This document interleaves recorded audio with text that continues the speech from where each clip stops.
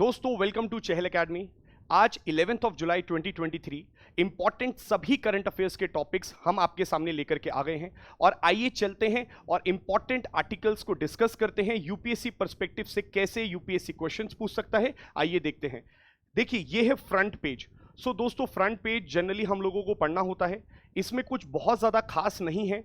Rain continues to pound North India, toll rises to 25। ये article सिर्फ और सिर्फ इस बात को बता रहा है कि बारिश बहुत ज़्यादा हुई है नॉर्थ इंडिया में, जिसकी वजह से इस टॉरेंशियल रेनफॉल की वजह से काफ़ी ज़्यादा हानि पहुंची है, काफ़ी ज़्यादा नुकसान हुआ है, हैवी डैमेज इज देयर। सिर्फ इसी के ऊपर बात करी जा रही है। बाकी यूपीएससी पर्सपेक्टिव से रिलेटेड ये आर्टिकल बहुत ज़्यादा इंपॉर्टेंट नहीं है, बस आप एक बार पढ़ लीजिएगा, बाकी यहां से क्वेश्चंस बनने की संभावना नहीं है। नेक्स्ट ये आर्टिकल भी इसी प्रकार से है। Bengal rural elections repolling peaceful, high court orders FIRs into death. और हम सभी जानते हैं काफी टाइम से वेस्ट बंगाल के अंदर पंचायत और म्युनिसिपैलिटीज के इलेक्शंस होने थे और वो हो चुके हैं। एंड ये बोला गया है कि बंगाल के अंदर जो रूरल इलेक्शंस हुए हैं दोबारा से हुए हैं, क्योंकि देखिए एक ब्रेक लग गया था बीच में। ब्रेक इस वजह से लग गया था क्योंकि वहां पे वायलेंस हो गया था और जिस प्रकार का वहां पे वायलेंस हुआ था वहां पे कई लोगों की जान चली गई थी, जिसकी वजह से गवर्नर साहब ने भी ये बात बोली थी कि जिस स्टेट इलेक्शन कमिश्नर को मैंने चूज किया है, मैंने बनाया है, वो अपना रोल ढंग से नहीं निभा पाए हैं। तो कहीं ना कहीं स्टेट इलेक्शन कमिश्नर के ऊपर सवाल उठाए गए थे और यहां पर गवर्नर साहब ने फिर से बोला है कि भाई अभी जो पोलिंग हुई है, दोबारा से रीपोलिंग हुई है, वो सक्सेसफुल रही है, विदाउट एनी वायलेंस रही है। और हाई कोर्ट ने ऑर्डर करा है कि जो भी व्यक्ति उस इवेंट के दौरान जिनकी मौत हुई है, जो भी पीड़ित हैं, उन सभी के खिलाफ एक एफआईआर दर्ज करी जाए और पता लगाया जाए कि कौन कौन उस क्राइम के अंदर मौजूद थे। जो भी लोग गिल्टी फाउंड हों उनको जल्द से जल्द सजा सुनाई जाए। ये आर्टिकल सिर्फ और सिर्फ इस पर बात कर रहा है। तो देखिए आर्टिकल के अंदर बोला है कि एफआईआर दर्ज करिए, सबमिट करिए as soon as possible the report, high court is saying all this. अब बात करते हैं यूपीएससी में जो सबसे ज्यादा इंपॉर्टेंट होने वाला है, ये आर्टिकल। देखिए GS2 पॉलिटी एंड गवर्नेंस से रिलेट करा जाएगा इस आर्टिकल को। वैसे तो ये आर्टिकल में बहुत ज्यादा तो मौजूद कुछ नहीं है दोस्तों, बट यहां पर कुछ चीजें बताई गई हैं, उस पर डिस्कशन करते हैं। देखिए सुप्रीम कोर्ट ने मंडे को डिसाइड किया कि वो यूनियन और स्टेट गवर्नमेंट्स ने जो भी पनिशमेंट्स दी हैं मॉब लिंचिंग से रिलेटेड, अभी मॉब लिंचिंग इंपॉर्टेंट हो जाता है किससे, आपके GS2 गवर्नेंस से रिलेट आप इसको कर सकते हो। और सिंस आप देखेंगे यहां पर एक वर्ड लिखा है, July 2018 judgment condemned these horrendous acts of mobocracy. तो सबसे पहले तो हम बात करते हैं what are these horrendous acts. दोस्तों मॉब लिंचिंग क्या होता है? मॉब लिंचिंग का मतलब सिंपल सी बात है, एक जगह पर कहीं पर भीड़ उभर के आ जाए और वो भीड़ अपने आप अपने हाथ पर कानून ले ले और लोगों की पीट पीट कर मौत कर दे, या जिसकी वजह से कुछ लोग मृत्यु तक पहुंच जाते हैं। तो कुछ लोगों की अगर मौत हो जाती है भीड़ के कारण, भीड़ अपने हाथों में कानून ले लेता है और लोगों को पकड़ लेता है। वजह बहुत सारी हो सकती हैं, बट उसी का नाम है मॉब लिंचिंग। तो मॉब लिंचिंग मतलब भीड़ का गुस्सा। जब भीड़ गुस्से में आ जाती है तो प्रॉब्लम्स क्रिएट कर सकती है। और देखिए इसमें एक सबसे बड़ी पॉइंट ये होता है कि एक इंडिविजुअल ने अगर किसी व्यक्ति को मारा है तो आप उस पर केस चला सकते हैं, बट अगर पूरी की पूरी सोसाइटी या हजारों लोग एक व्यक्ति को मार देते हैं तो किस पर केस चलाया जाएगा? ये मॉब लिंचिंग बहुत ही हॉरेंडस एक्ट है। हॉरेंडस का मतलब होता है बहुत ज्यादा एक तरीके से खतरनाक।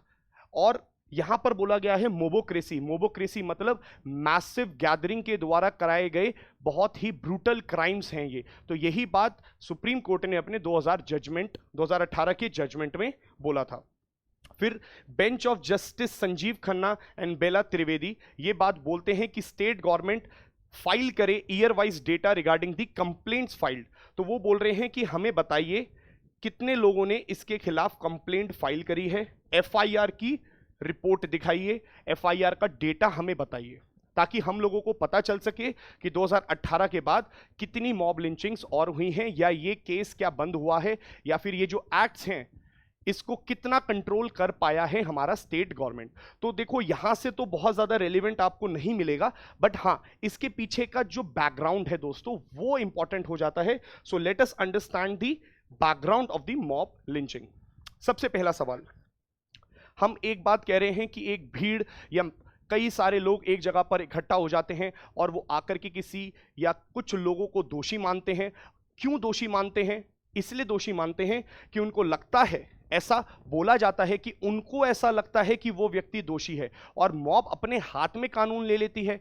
परंतु ऐसा क्यों होता है कि मॉब या वो भीड़ अपने हाथ में कानून ले लेती है? तो दोस्तों, मॉब अपने हाथ में कानून इसलिए ले लेती है क्योंकि उनको लगता है कि भारत के अंदर स्पीडी जस्टिस नहीं मिलता, मतलब समय से आपको जस्टिस प्रोवाइड नहीं होता। हमारे यहां समय लग जाता है, एक केस पे केस, केस पे केस, तारीख पे तारीख, ये सब चलती रहती हैं, जिसकी वजह से मॉब को लगता है कि अगर आज हमने इस व्यक्ति को यहां से छोड़ दिया तो आने वाले समय में ये सिर्फ और सिर्फ कोर्ट के चक्कर काटेंगे और हो सकता है उसको बाद में बेल भी मिल जाए या फिर उसको कन्विक्ट ही ना करा जाए। तो ऐसा मॉब को लगता है कि हमारे यहाँ का जो पुलिस एडमिनिस्ट्रेशन है वो बहुत ज़्यादा इनएफिशिएंट है, वो ढंग से काम नहीं करता है। और देखिए, जब ऐसा लगने लग जाए, ऐसे लोग जब एग्जीक्यूटिव या फिर सिस्टम का विश्वास खो देते हैं, तो आप देखिए जब लोगों का विश्वास ही नहीं हो पा रहा है सिस्टम पर, तो वहां पर प्रॉब्लम क्रिएट होना स्टार्ट हो जाती है। तो लोग अपने हाथ पर वो कानून ले लेते हैं और खुद ही जस्टिस देना स्टार्ट कर देते हैं। बट क्या ये इवेंट ठीक है दोस्तों? जी नहीं। आप कभी भी अपने हाथ पर कानून नहीं ले सकते। क्यों नहीं ले सकते? क्योंकि यहां पर आपको एक पॉइंट समझना पड़ेगा। मान लीजिए एक व्यक्ति ने सच में क्राइम किया है और मॉब को वो क्राइम दिख गया है, पर क्या मॉब एलिजिबल है किसी को मौत तक पहुंचाने के लिए? क्या आप उसका आर्टिकल 14, क्या आप उसका आर्टिकल 21, क्या राइट टू लाइफ आप किसी की ले सकते हैं? ये सजा देने का जो प्रावधान है हमारे यहां सिस्टमैटिक तरीके से है, तो वो सजा हमारा कानून देगा, कोर्ट्स उसको प्रोवाइड करेंगे, ना कि एक आम नागरिक। क्योंकि आम नागरिक के हाथ में अगर ये पावर आ गई तो इसका दुरुपयोग भी किया जा सकता है। कैसे हो सकता है? एक व्यक्ति इनोसेंट हो, अपने ग्राउंड्स को नहीं समझा पा रहा हो और मॉब को ऐसा लगे, चाहे हो सकता है अफवाह फैली हो, र्यूमर्स हो, या फिर उनको शक हो, सस्पिशियस ग्राउंड्स पर भी हो सकता है कि लोग उसे मार दें। तो ऐसे इनजस्टिस के लिए आप बोलते हैं कि मॉब लिंचिंग हॉरेंडस एक्ट है। अब बात यह करी जाती है कि देखिए टाइप्स क्या हैं मॉब लिंचिंग के। तो there are varieties of mob lynching, या मॉब लिंचिंग किन किन प्रकार से की जाती है भारत में। तो मैं बोल सकता हूं, देखो विच क्राफ्ट। अभी विच क्राफ्ट क्या होता है? जादू टोना। ऐसा बोल दिया जाता है कि ये जो है एक चुड़ैल है ना। इस तरीके से लोगों को लगता है कि किसी ने जादू टोना कर दिया, ये चुड़ैल है, और उस पर लोग उसको मार देते हैं। ये सोच करके लोग उसको मार दिया जाता है लोगों के द्वारा। Next, communal riots. Communal riots तो आप जानते ही हैं, बहुत ही कॉमन है। रिलीजन के नाम पे, हिंदू मुस्लिम के नाम पर, और लोग अपने हाथ पर कानून लेके उन लोगों को मार देते हैं। नेक्स्ट, ऑनर किलिंग भी काफ़ी ज़्यादा फेमस है। ऑनर किलिंग भी आप देखिए, लोग अपने ऑनर को बचाने के लिए, कि भाई एक व्यक्ति है, जैसे खाप पंचायत का केस था दोस्तों, तो अपने ऑनर्स को बचाने के लिए वो मे बी इस तरीके का काम कर सकते हैं। तो अगर वो बोलते हैं कि उस गांव में लड़की पैदा नहीं हो सकती और लड़की किसी ने पैदा कर ली, तो ऑनर के नाम पर पूरी की पूरी वहां पे सोसाइटी आकर के उस लड़की की हत्या कर देती है। तो इस तरीके के इवेंट्स बहुत ज्यादा भारत में देखने को मिलते हैं। That is why Supreme Court ने बोला कि भैया हमें एफआईआर की रिपोर्ट्स बताओ। नेक्स्ट, रिलीजन के नाम पे। अच्छा, आपने ये तो सुना ही होगा, कई बार ऐसा बोला जाता है कि किसी व्यक्ति ने गाय का मांस खिला दिया, या फिर भैंसे का मांस खिला दिया, सुअर का मांस खिला दिया। बोवाइन रिलेटेड भी काफ़ी ज़्यादा दंगे देखने को मिलते हैं, और इस तरीके से सस्पिशियस ग्राउंड्स पर ही कई लोगों को मार दिया गया है। नेक्स्ट देखिए, चोरी का केस, और ये सब तो आपने देखा ही होगा, ये तो बहुत ही कॉमन है। कई बार ऐसा होता है कि कोई चोर पकड़ के चोरी करके भाग रहा होता है और लोग उसको पकड़ लेते हैं, बट जब लोग उसको पकड़ लेते हैं तो लोग खुद ही उसको मारने लग जाते हैं, खुद ही उसे पनिश करने लग जाते हैं। और ये एक क्राइम जरूर है दोस्तों, बट आपके हाथ में क्या पावर देनी चाहिए? तो किस प्रकार का सिस्टम फेलियर हो रहा है भारत के अंदर कि लोग खुद से विश्वास नहीं कर पा रहे हैं अब सिस्टम के ऊपर। नेक्स्ट देखिए, चाइल्ड लिफ्टिंग। ये काफी ज्यादा न्यूज में था। ऐसा बोला जा रहा था कि कुछ लोग आते हैं गैंग के साथ और बच्चे को उठा के ले जाते हैं, और ऐसे कई इवेंट्स हुए। कई बार लोग इनोसेंट भी साबित हुए और कई बार लोग क्राइम में कन्विक्ट भी करे गए। बट द पॉइंट इज, इन सारी वजहों से ऐसा देखने को मिलता है कि मॉब लिंचिंग होती है। नेक्स्ट देखिए, एक बात आपको याद रखनी है यूपीएससी पर्सपेक्टिव से, कि कहीं पर भी कोई भी इंडियन पिनल कोड में, कहीं पर भी आईपीसी की धाराओं में यह बात नहीं लिखी गई है कि मॉब लिंचिंग क्या है। और यही सुप्रीम कोर्ट ने बोला था कि जल्द से जल्द जो लेजिस्लेटिव है आईपीसी के अंदर अमेंडमेंट लाए और मॉब लिंचिंग का एक प्रोविजन लेके आए। आज फिर मॉब लिंचिंग को किस धाराओं से या मर्डर की धाराओं से लगाया जाता है? जी हां, तो आज अगर कोई व्यक्ति ने मॉब लिंचिंग करी है या कोई व्यक्ति उस केस में फंसा गया है या पाया गया है दोषी, तो उसको सेक्शन 302 यानी अटेम्प्ट टू मर्डर के नाम पर लगा दिया जाता है। तो मर्डर की धाराएं उस पर लगाई जाती हैं, ना कि कोई मॉब लिंचिंग की स्पेसिफिक धाराएं हैं। फिर देखिए, एक आपको यह पॉइंट याद रखना है, Tehseen Poonawalla versus Union of India, Supreme Court ने कुछ गाइडलाइंस लेट करी थी, बताया था किस तरीके से मॉब लिंचिंग को रोका जाए, किस तरीके से आपको मॉब लिंचिंग के प्रोविजंस या उससे रिगार्डिंग एक्ट्स बनाने चाहिए। तो यूपीएससी आपसे पूछ सकता है कि Tehseen Poonawalla versus Union of India किस संबंध से रिलेटेड है, और वहां पे 4 ऑप्शन हो सकते हैं, मे बी आपको पता होना चाहिए, it is related to mob lynching. अब बात करते हैं कि हमने प्रॉब्लम तो डिस्कस कर ली, बट यूपीएससी आपसे जनरली सिर्फ प्रॉब्लम नहीं पूछना चाहता। When UPSC ask you to critically analyse और एनालाइज, वो ये चाहता है कि आप सॉल्यूशंस के साथ मौजूद हों। देखिए, कोई भी व्यक्ति सिस्टम के अंदर सिर्फ क्रिटिसाइज करने आ रहा है, यूपीएससी को ऐसे लोग नहीं पसंद है। तो यूपीएससी कहता है कि सिर्फ आप क्रिटिसाइज करते हैं तो आप सिस्टम से बाहर रहिए। हाँ, आप अगर गवर्नमेंट की बहुत ज्यादा चापलूसी कर रहे हैं तब भी यूपीएससी कहेगा कि आप सिस्टम से बाहर रहिए, क्योंकि आपको कोई प्रॉब्लम ही नहीं है, तो आप भारत की देश की समस्याओं को ढंग से नहीं समझ पाएंगे। तो एक्चुअल में क्या बोला जाता है कि आपको एक बैलेंस्ड ओवरव्यू रखना होता है विद फैक्ट्स, और कुछ सजेशंस भी आपको देने होते हैं। तो जैसे कुछ सजेशंस मैं आपको बताता हूं, कंपनसेशन मिलना चाहिए विक्टिम्स का, और यही बात Tehseen Poonawalla versus Union of India में भी सुप्रीम कोर्ट ने बोला था कि कंपनसेशन भी मिलना चाहिए लोगों को, जो लोग इसमें मरे हैं उनके परिवार वालों को मिलना चाहिए। नेक्स्ट, मणिपुर, वेस्ट बंगाल और राजस्थान ने भारत के अंदर स्पेसिफिक मॉब लिंचिंग से रिलेटेड कानून बना रखा है। तो आप ये भी बोल सकते हैं कि like Manipur, West Bengal and Rajasthan, other states should also frame laws regarding the mob lynching in India. Next, special task force का गठन करना चाहिए, अलग से एक फोर्स बनानी चाहिए, अलग से फास्ट ट्रैक करना चाहिए कोर्ट्स के अंदर जो केसेस चल रहे हैं पेंडिंग, उनको समय निर्धारित जल्द से जल्द पूरा करना चाहिए। So this is all about your mob lynching. UPSC can ask you a question. See, I have framed one question, आप उसको देख सकते हैं, ये मेंस में पूछा जा सकता है इस प्रकार: mob lynching, the act of killing individuals by a mob goes against the basic tenet of Indian societal values। Analyse करिए 250 शब्दों में। इस प्रकार से यूपीएससी पूछ सकता है, आप चाहें तो इसको जरूर लिखें, आपको समझ में आएगा कि यूपीएससी किस तरीके से कनेक्ट कर सकता है। चलिए वापस से आते हैं अपनी करंट अफेयर्स की न्यूज पे। नेक्स्ट टॉपिक GS1 सोसाइटी से कनेक्ट करेंगे आप इसको, GS2 पॉलिटी से कवर करेंगे, और GS4 एथिक्स। मतलब ये बहुत ही इंपॉर्टेंट आर्टिकल होने वाला है दोस्तों, बहुत ज्यादा इंपॉर्टेंट आर्टिकल है। पहली चीज, मद्रास हाई कोर्ट ने क्वैश करा है criminal cases against minor boys for consensual relationship with minor girls. कहने का मतलब क्या है? एक केस चला जिसमें 2 माइनर लड़कों ने कुछ माइनर लड़कियों के साथ कंसेंचुअल क्या कहते हैं एक रिलेशनशिप मेंटेन किया, जिसमें आपको देखने को मिलेगा कि उनको सजाएं सुनाई गई। तो बोला गया क्योंकि दोनों माइनर हैं, तो आप देखिए फर्स्ट पैराग्राफ में यहां पर हाई कोर्ट ने क्या बोला है, the Madras high court has decided to quash, quash का मतलब होता है खत्म कर देना या रद्द कर देना, criminal cases registered against minor boys. तो माइनर बॉयज के रिगार्डिंग जो भी क्रिमिनल केसेस हैं उसको खत्म करने की बात करी गई है। क्यों? क्योंकि it finds that these cases would harm the interest and the future of the children involve. तो उनका मानना है कि क्योंकि अभी वो माइनर हैं, उनके अंदर अभी दिमाग इतना विकसित नहीं हुआ है और उनकी जिंदगी आगे अभी बहुत लंबी पड़ी है, तो हमारा एक डिसीजन हो सकता है उनकी पूरी की पूरी जिंदगी आने वाले समय को खराब कर दे, उनके फ्यूचर को हार्म कर दे। So that is why they are saying. अब देखिए यहां पर कुछ इंपॉर्टेंट पॉइंट्स हैं जो यूपीएससी रिगार्डिंग आपसे पूछे जा सकते हैं।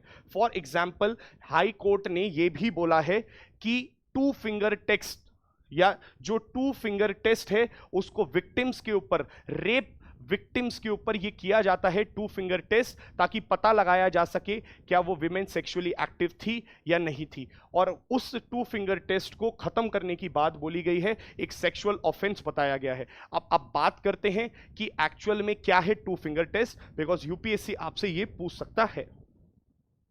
चलिए, what is two finger test? दोस्तों, टू फिंगर टेस्ट एक वर्जिनिटी टेस्ट के नाम से भी जाना जाता है या पर वेजाइनम एग्जाम के नाम से भी जाना जाता है। सुप्रीम कोर्ट ने इस टेस्ट को बहुत पहले ही अनकॉन्स्टिट्यूशनल यानी असंवैधानिक घोषित कर दिया था 2013 में ही। क्यों घोषित कर दिया था? क्योंकि ये वॉयलेट करता है, हानि पहुंचाता है लोगों के फंडामेंटल राइट को, उनके मौलिक अधिकारों को। कौन से अधिकारों को? आर्टिकल 21 के अधिकारों को, फ्रीडम के अधिकारों को, डिग्निटी के अधिकारों को हानि पहुंचाता है। कैसे हानि पहुंचाता है? उनकी प्रिवेसी वो खत्म हो जाती है, फिजिकली उन्हें असॉल्ट करा जाता है इस टेस्ट में, मेंटल ट्रॉमा झेलने को मिलता है, एंड लास्टली ये डिग्निफाइड प्रोसीजर बिल्कुल भी नहीं है। तो क्या होता है टू फिंगर टेस्ट? अब बात करते हैं टू फिंगर टेस्ट की। देखिए, दिस इज अनसाइंटिफिक, पहली चीज तो ये बात याद रखिएगा, ये अनसाइंटिफिक है, इसके पीछे कोई साइंटिफिक क्राइटेरिया नहीं है। नेक्स्ट, ये बहुत ज्यादा ट्रॉमेटाइजिंग है, मतलब लोगों को पीड़ा पहुंचती है इससे, एक डिग्निफाइड प्रोसीजर नहीं है ये। क्या किया जाता है इसमें? टू फिंगर्स आर एंटर्ड, दो उंगलियों को एंटर किया जाता है जो भी रेप विक्टिम होते हैं उनके वेजाइना में, एंड वहां पे चेक किया जाता है क्या हाइमेन ब्रोक हो रखा है या नहीं हो रखा है। सो द पॉइंट इज, वहां पे जो भी मेडिकल प्रैक्टिशनर होते हैं या जो भी डॉक्टर होते हैं वो टू फिंगर को एंटर करते हैं और चेक करते हैं क्या विमेन का हाइमेन ब्रोक्ड है कि नहीं है। और ऐसा बोला जाता है कि अगर विमेन का हाइमेन ब्रोक्ड है तो वो सेक्सुअली एक्टिव है। और कितनी ही बेवकूफों वाली बात है ये बोलना कि जो विमेन सेक्सुअली एक्टिव है उसके साथ कभी रेप नहीं हो सकता। तो ये तो बिल्कुल ही वाहियात बात है जो हमारे सुप्रीम कोर्ट ने भी बोला कि ये कितनी चाइल्डिश और अनसाइंटिफिक बात है कि आप ये कहते हैं कि जिसका हाइमेन नहीं है या हाइमेन ब्रेक हो चुका है उसके संग रेप नहीं हो सकता। जी, रेप किसी के साथ भी हो सकता है, चाहे वो गर्ल सेक्सुअली एक्टिव है या नहीं है। तो हाइमेन क्या होता है दोस्तों? It is a membrane and it can break due to lot of reasons. अब जनरली जब साइंस आप पढ़ेंगे तब आपको पता चलेगा hymen can be break through lot of reasons. For example, जो विमेन फिजिकली बहुत ज्यादा एक्टिव होती हैं या फिर स्पोर्ट्स में होती हैं तो नॉर्मल सिनेरियोज में भी उनका हाइमेन ब्रेक हो सकता है। बट क्या आप ये बात बोल सकते हैं कि वो सेक्सुअली हमेशा इन्वॉल्व हैं? जी नहीं, ऑब्वियसली। तो अनसाइंटिफिक क्राइटेरिया था और इतना बेकार प्रोसीजर, बहुत ही पिछड़ी सोच हमारे यहाँ पे चलती आ रही है, चलती जा रही है। तो उसी को सुप्रीम कोर्ट ने अनकॉन्स्टिट्यूशनल बताया, हाई कोर्ट ने फिर से रिटेरिएट करा, दोबारा से इस बात को बोला कि इस तरीके का टेस्ट नहीं होना चाहिए। नेक्स्ट, मार्च 2014 में फिर सरकार ने, मिनिस्ट्री ऑफ हेल्थ ने गाइडलाइंस निकाली और क्या बोला? It must not be conducted for establishing rape और सेक्सुअल वायलेंस। तो मिनिस्ट्री ऑफ हेल्थ ने अपनी गाइडलाइंस में बोला कि ठीक है, फिर हम इस पर निर्धारित होकर के किसी को रेप या सेक्सुअल ऑफेंस का एक विक्टिम नहीं मानेंगे, हम उससे इसको लिंक नहीं करेंगे। और क्या बोला? It can only be done when medically needed. हाँ, अगर कुछ और वजह है, किसी और पर्पस के लिए आपको वो चीज जाननी है तो then it is okay, medically needed होना चाहिए, प्लस अडल्ट विमेन पे होना चाहिए, बच्चों पर नहीं होना चाहिए, माइनर्स पर नहीं होना चाहिए, विद देयर कंसेंट ऑल्सो। तो इनकी मंजूरी के साथ ही ये चीज होनी चाहिए। एंड देखिए, it is not universally adopted in India. This is the problem, this is the lacuna, this is the loophole कि ये भारत के अंदर पूरी तरीके से आज तक इंप्लीमेंट ही नहीं हो पाया है, जिसकी वजह से प्रॉब्लम क्या है, आज भी इतना घिनौना टेस्ट होता है। तो दोस्तों, ये बहुत बड़ी समस्या है और इसी पर आपके आर्टिकल में बात भी करी गई है।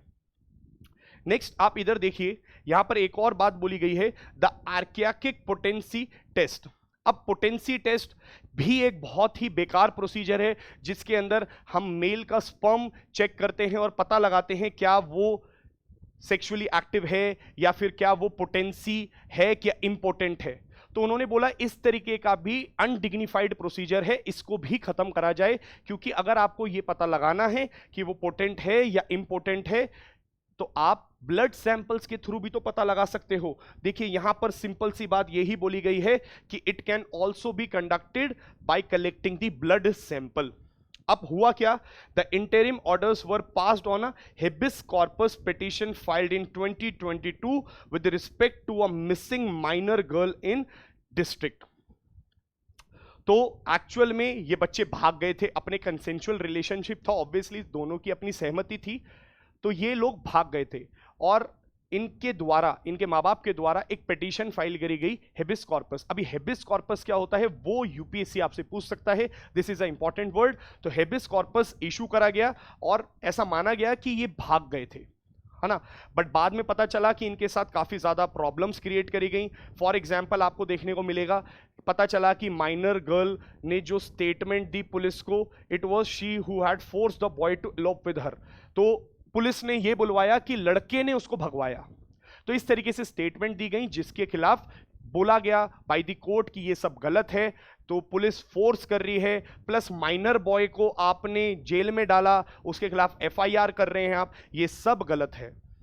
तो लास्ट में आप ये देखेंगे कि एफआईआर क्वैश कर दी, मतलब खत्म कर दी, रद्द कर दी हाई कोर्ट ने अपनी रिट जुरिस्डिक्शन की पावर से। तो अभी हम लोगों को हेबिस कॉर्पस जानना है, रिट जुरिस्डिक्शन जानना है, अंडर आर्टिकल 226 जानना है कि अंडर आर्टिकल 226 कौन सी रिट्स इशू कर सकता है हाई कोर्ट और किस प्रकार से, कौन से मेथड से उसने इसको खत्म किया, और सेक्शन 482 क्या होता है, सिर्फ और सिर्फ यही इंपॉर्टेंट है यहां पर।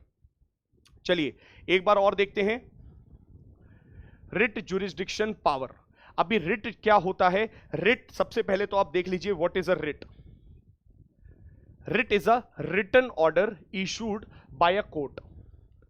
अगर कोई भी कोर्ट, भारत के अंदर कौन सी कोर्ट, क्या डिस्ट्रिक्ट कोर्ट, नहीं, सिर्फ और सिर्फ रिट इशू करने की पावर दो कोर्ट्स को दी गई है भारत में, the supreme court and the high court. High court और सुप्रीम कोर्ट कुछ रिटन स्टेटमेंट लिख करके दे सकते हैं और ऐसी ही पावर को, डायरेक्टिव्स को रिट बोला जाता है। अब देखिए रिट पावर कहां से मिलती है, article 32 fundamental right, right to constitutional remedies. Under article 32 supreme court को पावर दी जाती है टू एनफोर्स डायरेक्टिव्स। वो डायरेक्टिव्स दे सकते हैं, किसको डायरेक्टिव्स दे सकते हैं, सरकार को डायरेक्टिव्स दे सकते हैं, एक प्राइवेट इंडिविजुअल को डायरेक्टिव दे सकते हैं अगर वो अपना काम ढंग से नहीं कर रहे हैं। तो मान लीजिए कोई व्यक्ति है या फिर सरकार है या फिर एग्जीक्यूटिव है या फिर पुलिस है या फिर छोटे कोर्ट्स हैं, कोई भी अपना काम ढंग से नहीं कर रहा है तो आप कोर्ट के पास जा सकते हैं, क्या बोल के जा सकते हैं कि आपके मौलिक अधिकारों का हनन हुआ है, और अगर आप ये बात प्रूव कर देते हैं, जस्टिस दिला देते हैं कि भाई आपका इनजस्टिस हुआ है, आप उनको ये बता देते हैं कि आपके राइट्स हनन हुए हैं, तो कोर्ट्स के पास ये पावर है कि वो रिटर्न में स्टेटमेंट इशू कर सकता है रिट जुरिस्डिक्शन के नाम से, और वो एनफोर्स होती ही होती है। मतलब सुप्रीम कोर्ट और हाई कोर्ट की दी गई रिट्स आर एनफोर्सिएबल, मानना ही पड़ेगा जो भी अथॉरिटीज होंगी। तो आर्टिकल 32 के अंदर सुप्रीम कोर्ट को मिलता है और आर्टिकल 226 के अंदर हाई कोर्ट के अंदर ये हाई कोर्ट की पावर्स बताई गई हैं। अभी आर्टिकल 226 क्या है, जल्दी से बात कर लेते हैं। पार्ट 5 ऑफ द कॉन्स्टिट्यूशन के अंदर, हमारे संविधान के पार्ट 5वें के अंदर ये पावर दे रखी है article 226। It is the power and ability to enforce any of the fundamental right in part 3। तो देखिए हमारा जो कॉन्स्टिट्यूशन है डिफरेंट डिफरेंट पार्ट्स में डिवाइडेड है। पार्ट 3 के अंदर हमारे फंडामेंटल राइट्स हैं, मौलिक अधिकार हैं, और इन मौलिक अधिकारों में क्या बोला गया है कि इन मौलिक अधिकारों को एनफोर्स कराने के लिए रिट्स इशू करी जा सकती हैं अंडर आर्टिकल 226। अभी 226(1) में देखो क्या लिखा है, each high court with in India territorial jurisdiction, मतलब अगर वो भारत के अंदर ही जुरिस्डिक्शन है, उसकी जुरिस्डिक्शन का मतलब होता है एरिया, एरिया मतलब जहां तक उसकी पावर्स लाई करती हैं, द टेरिटरी जहां तक हाई कोर्ट की पावर्स लाई करेंगी, to issue order, institution and writs, किसी को भी इशू कर सकता है। Next, high court to issue writ to any government authority, government authority को इशू कर सकता है, और any individual outside their local jurisdiction. मतलब क्या है इसका, जहां पर हाई कोर्ट की सीमाएं हैं या जहां तक हाई कोर्ट की पावर है या जिस एरिया तक हाई कोर्ट की जुरिस्डिक्शन है वहां पर तो कर ही सकता है, परंतु अगर हाई कोर्ट इस बात को मान ले या वहां पर यह बात प्रूव हो जाए कि कॉज ऑफ एनी प्रॉब्लम या कोई भी मौलिक अधिकार इस वजह से हनन हुआ है या कोई भी व्यक्ति ने हनन करा है, और मान लीजिए वो व्यक्ति दूसरे स्टेट में मौजूद है तब भी उस पर कानून हाई कोर्ट का लगेगा, मतलब वो इशू कर सकता है। कहने का मतलब ये है कि अगर उसकी जुरिस्डिक्शन आउटसाइड है तब भी वो एंट्री ले सकता है, हाई कोर्ट उसको अप्लाई करवा सकता है। क्यों? क्योंकि the cause of the effect, ये बहुत इंपॉर्टेंट है, the cause of the effect और the cause of the action, जो भी पॉइंट है या जो भी प्रॉब्लम ओरिजिनेट करी गई है वो ओरिजिनेट कहां से हुई है? उसी एरिया से हुई है, उसी जगह से हुई है। इसका मतलब यह है, मान लीजिए मध्य प्रदेश में कुछ हुआ है और यहां पर राजस्थान में, तो दोनों का मान लीजिए हाई कोर्ट अपना अपना अपना अलग है। हाई कोर्ट की सीमा कहां तक है? 226(1) कहता है हाई कोर्ट की, एमपी के हाई कोर्ट की सीमा उसके अपने एरिया तक है। बट हां, वो छत्तीसगढ़, राजस्थान, दिल्ली, तमिलनाडु कहीं पर भी अपनी जुरिस्डिक्शन को अप्लाई कर सकता है अगर उसे यह बात पता चल जाए कि वो एरिया तो दूसरा है बट कॉज ऑफ इफेक्ट, मतलब वहां पर जो एक्शन हुआ है वो उसके ही एरिया से हुआ है, तो वहां पर वो अप्लाई कर सकता है। दोनों पॉइंट्स याद रखिएगा। नेक्स्ट, अब देखो यहां पे हेबिस कॉर्पस वर्ड मेंशन्ड है, तो आपको हेबिस कॉर्पस जानना है। सबसे पहले तो टाइप्स ऑफ रिट आपको पता होनी चाहिए कि रिट जुरिस्डिक्शन कितने टाइप्स की होती हैं। दोस्तों, habeas corpus, quo warranto, mandamus, prohibition and certiorari, तो ये सारी की सारी 5 रिट जुरिस्डिक्शन होती हैं। आपके न्यूज़पेपर में क्या मौजूद है? Habeas corpus. तो हेबिस कॉर्पस को डिस्कस करते हैं, ये आप अपनी पॉलिटी की किताबों से जरूर पढ़िएगा, बहुत इंपॉर्टेंट टॉपिक है। यूपीएससी कई बार प्रीलिम्स के अंदर यहां से क्वेश्चन निकाल चुका है। टू हैव अ बॉडी और to produce before a court, मान लीजिए किसी व्यक्ति को आपको कोर्ट तक लाना है, या कोई व्यक्ति गुम हो गया है, खो गया है, जेल में कैद है, आपको नहीं पता है, तो आप कोर्ट जा सकते हैं और बोल सकते हैं कि उस व्यक्ति को प्रोड्यूस कराओ कोर्ट में, या फिर आप खुद भी ये अप्लाई करवा सकते हैं। मान लीजिए सरकार ने आपको प्रिवेंटिव डिटेंशन के तहत बंद कर रखा है, अंदर बंद कर रखा है, आप बाहर ही नहीं निकल पा रहे हैं, तो आप हेबिस कॉर्पस को, रिट को अपने इशू करवा सकते हैं हाई कोर्ट या सुप्रीम कोर्ट के द्वारा, कि आपको प्रस्तुत करा जाए कोर्ट के सामने, ताकि आप बात तो कह सकें, अपनी बात को प्रस्तुत कर सकें, उधर रख सकें। इसका एम क्या है? To free a person who has been unlawfully detained और इम्प्रिजन्ड। तो अगर आपको गलत तरीके से पकड़ रखा है तो आप इसको अपनी बात को प्रूफ करवाने के लिए लॉफुली रिट जुरिस्डिक्शन का एग्जाम्पल या इस्तेमाल कर सकते हैं। चलिए अब बात करते हैं क्वैशिंग ऑफ एन एफआईआर। एफआईआर को क्वैश कैसे करा? सेक्शन 482 ऑफ सीआरपीसी लगा है यहां पे। देखिए यहां पर क्या बोला गया है, high court has the power to quash FIR. Section 482 of the CrPC ये बात मौजूद है कि एफआईआर क्वैश करने की पावर है। प्लस किसके लिए, कब आप क्वैश कर सकते हो एफआईआर को? तब देखो, एफआईआर आपने किसी के खिलाफ लिखवा दी, आप क्वैश कब कर सकते हो, उसे खत्म कब कर सकते हो? जब कंप्लीट जस्टिस की बात हो। तो हाई कोर्ट देखेगा क्या इनजस्टिस हुआ है उस व्यक्ति के साथ, क्या उसको गलत तरीके से जेल में डाला हुआ था, क्या वो ढंग का प्रोसीजर नहीं फॉलो किया करा गया, तो हाँ जी, कंप्लीट जस्टिस के केस में क्वैश करी जा सकती है। नेक्स्ट, मैलिशियस इंटेंशंस और फॉल्स रिपोर्ट, जिसने उनको जेल में डाला, मे बी उसकी जो इंटेंशंस थी वो जान करके गलत थी। जैसे आपने जॉलेली एलएलबी देखी होगी, उसमें आप जानते हैं कि गलत तरीके से केस बनाया गया। अगर इस तरीके की इंटेंशन है किसी पुलिस वाले की या एग्जीक्यूटिव की, तब भी आप यहां पर जा सकते हैं। Next, any person charge with non compoundable offence can approach high court. Non compoundable मतलब जहां पर आपको बेल ही ना मिले। तो अगर आपको एक बार जेल में डाल दिया गया, you can not apply for bails, उस वाले केस में भी आप हाई कोर्ट जा सकते हैं और हाई कोर्ट चाहे तो आपकी एफआईआर को क्वैश कर सकता है।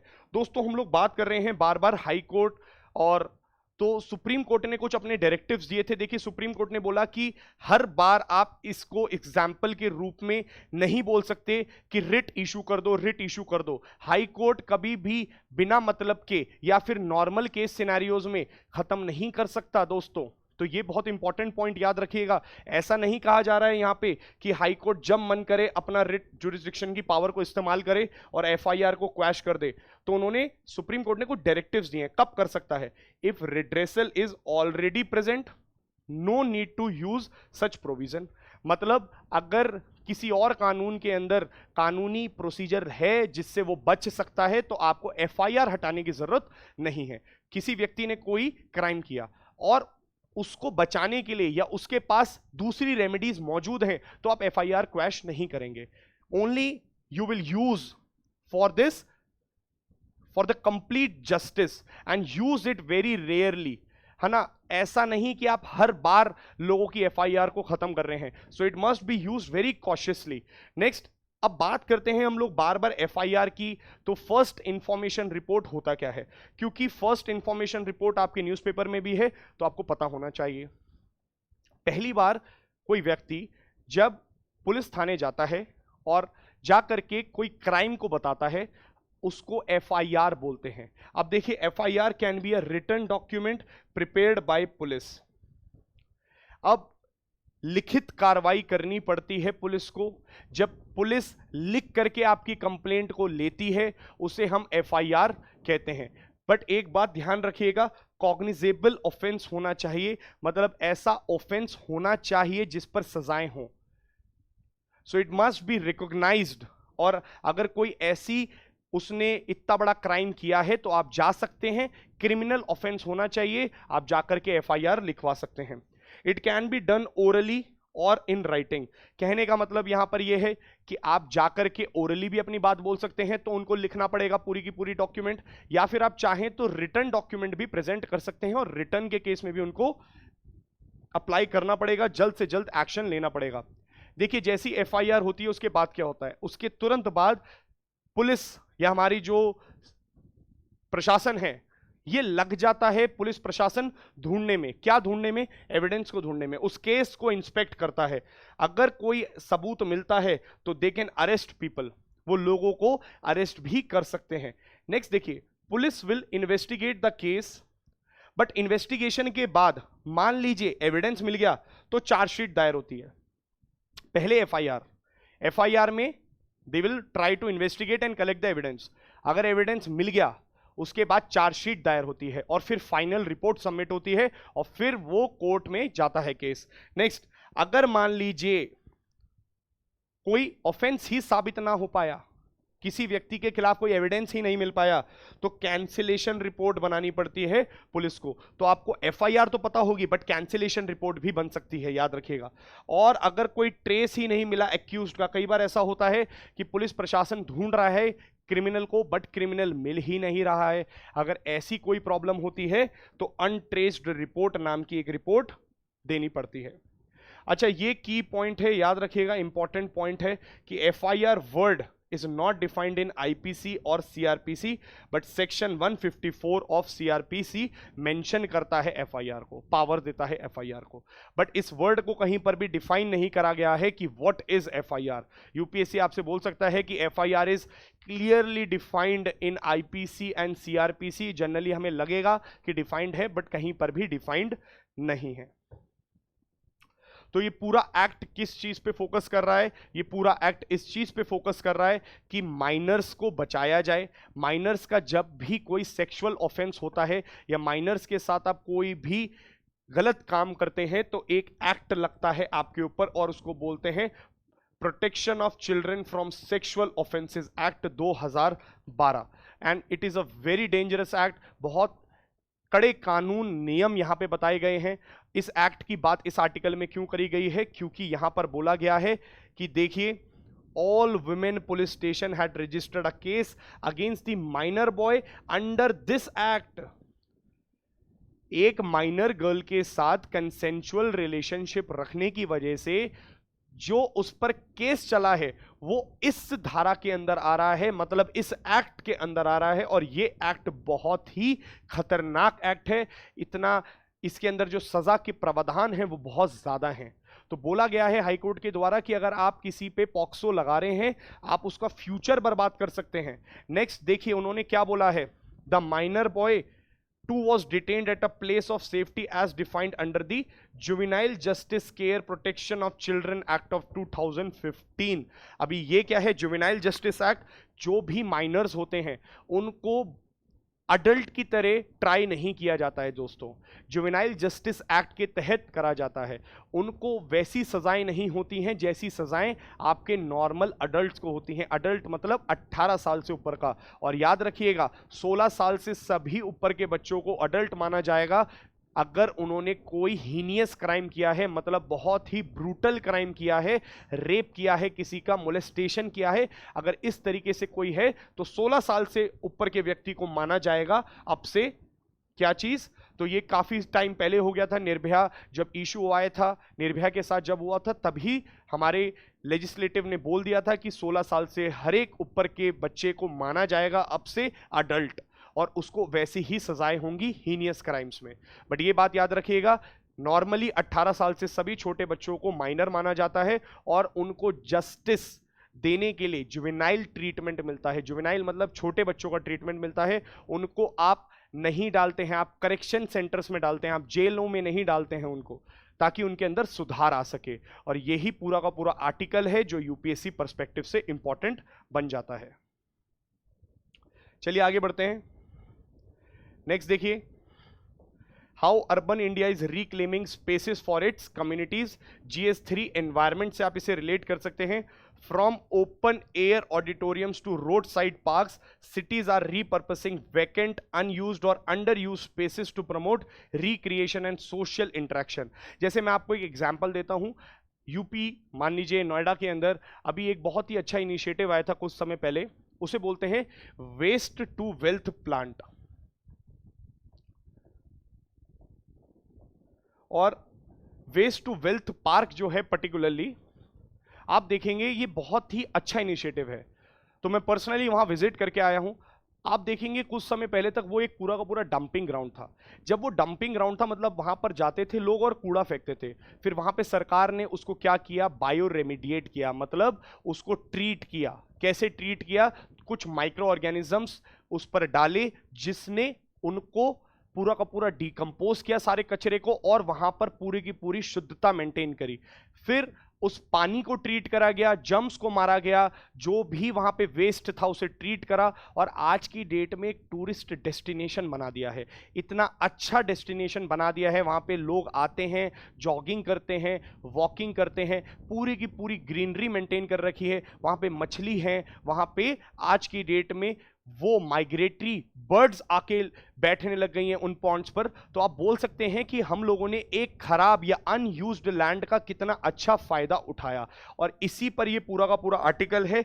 ये बोला जा रहा है कि आज की डेट में अर्बन इंडिया के अंदर because of lack of spaces, हमारे यहाँ जगह नहीं है, इतनी अर्बनाइजेशन हो चुकी है कि जगह की कमजोरी है, या जगह की बहुत ज्यादा एकदम हम बिच बिच के रह रहे हैं, एकदम चिपके रह रहे हैं, जिसकी वजह से आज की डेट में पोल्यूशन हमारे यहाँ पे बहुत ज्यादा बढ़ चुका है। हम लोग इस वजह से और परेशान हैं कि हम लोगों के पास ओपन स्पेसेस नहीं है, सोशल इंटरेक्शन के तरीके नहीं है, जिसकी वजह से डिप्रेशन, डायबिटीज, हाइपरटेंशन, कई बीमारियां मौजूद हैं। तो पहले ऐसा नहीं था, जब जंगल थे, जब खेत थे। आज अर्बन एरियाज में ये बोला जा रहा है, with India's growing urban population in need open spaces, these are just few examples how vacant, unused और underused spaces are being reclaimed।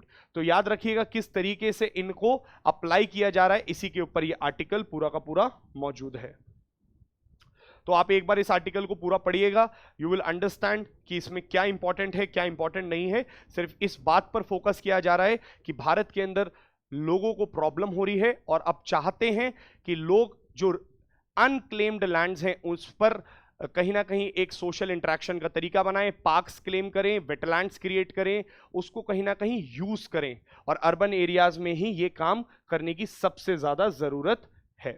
और बोला गया है कि ये एक्चुअल में स्मार्ट सिटीज मिशन के अंतर्गत भी आने वाला है। अब स्मार्ट सिटीज मिशन क्या है, भारत सरकार का एम है, भारत सरकार के कुछ डिस्ट्रिक्ट्स के अंदर भारत सरकार चाहती है कि उन डिस्ट्रिक्ट्स को हम स्मार्ट सिटी बना दें। अभी स्मार्ट सिटी का मतलब क्या है, ऐसी सिटी जहां पर वेस्टेज या सीवेज सिस्टम बहुत अच्छा हो, ड्रेनेज बहुत अच्छा हो। अभी आपने देखा दिल्ली में पानी पड़ा, ब्लॉकेज हो गई, ऐसी ब्लॉकेज नहीं, रोड्स अच्छे से बनी हो, प्लान्ड डेवलपमेंट हो, इंटरनेट ऑफ थिंग्स हो, मतलब सब चीज इंटरनेट से चले, वहां पर टेलीकम्युनिकेशन फैसिलिटीज हो, पब्लिक ट्रांसपोर्टेशन अच्छा हो, वहां पर सोलर टेक्नोलॉजी से काम होता हो, हाइब्रिड टेक्नोलॉजी का इस्तेमाल हो, सीएनजी का इस्तेमाल हो, पोल्यूशन फ्री हो, ऐसी जगहों को हम स्मार्ट सिटीज कहते हैं। मतलब अभी जो सिटीज डेवलप करी जा रही हैं वो स्मार्ट करी जा रही हैं, अच्छी सिटीज बनाई जा रही हैं। तो अब इसी को बोला जा रहा है कि अगर हम लोग अपने अर्बन एरिया में खाली स्पेसेस को पार्क्स में कन्वर्ट करते हैं, नेचुरल ग्रीनरी में कन्वर्ट करते हैं, तो आने वाले समय में it will also help in our smart cities mission. I hope दोस्तों ये क्लियर होगा आपको। आगे बढ़ते हैं। देखिए ये है एडिटोरियल। एडिटोरियल के अंदर यहां पे आपको देखने को मिलेगा सेकंड मून शॉट। अभी सेकंड मून शॉट क्या है? देखिए Chandrayaan 3 speaks to moon's rising importance in scientific political mileage. कहने का मतलब क्या है? चंद्रयान 3 बहुत जल्द लॉन्च होने वाला है, आप सभी जानते हैं, न्यूज में बरकरार है। और यह बोला जा रहा है कि चंद्रयान 3 जैसे ही आएगा, या अगर हम लोग चंद्रयान 3 को सक्सेसफुली कर पाएं, तो भारत एक विश्व में एक अपना झंडा लहरा देगा, एक अपनी प्रतिमा बढ़ा देगा, और एक it will be a very proud movement for every Indians. हम सभी के लिए बहुत इंपॉर्टेंट मूवमेंट होने वाला है। तो क्या बोला जा रहा है कि देखिए लॉन्च व्हीकल मार्क 3, अभी ये लॉन्च व्हीकल मार्क 3 का मतलब क्या है? GSLV मार्क 3, जिसको बाहुबली भी बोलते हैं। देखिए GSLV क्या है? जियो सिंक्रोनस लॉन्च व्हीकल। मतलब आपको अगर हैवी लोड लेके जाना है, किस चीज का हैवी लोड? आपको स्पेस में कोई भारी सामान लेकर के जाना है, तो आपको रॉकेट्स लगते हैं, लॉन्च व्हीकल लगता है। तो भारत के पास 2 लॉन्च व्हीकल हैं, एक है PSLV, है ना? PSLV क्या है? Polar satellite launch vehicle. वैसे तो RSLV भी है, रीयूजेबल सैटेलाइट लॉन्च व्हीकल आज की डेट में। SSLV भी है, स्मॉल सैटेलाइट लॉन्च व्हीकल, छोटी सैटेलाइट्स के लिए स्मॉल।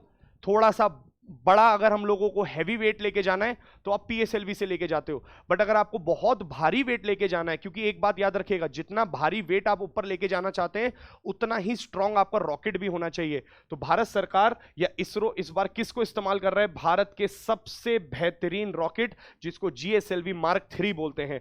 और चंद्रयान 3 एक रेप्लिका है, बिल्कुल एग्जैक्टली वैसा ही है जैसे चंद्रयान 2 है। अभी चंद्रयान 2 क्या था? देखिए चंद्रयान 2 में हम लोगों ने, मान लीजिए दिस इज मून, तो हम लोगों ने अपने मून के चारों तरफ अपना ऑर्बिटर तो भेज ही दिया था।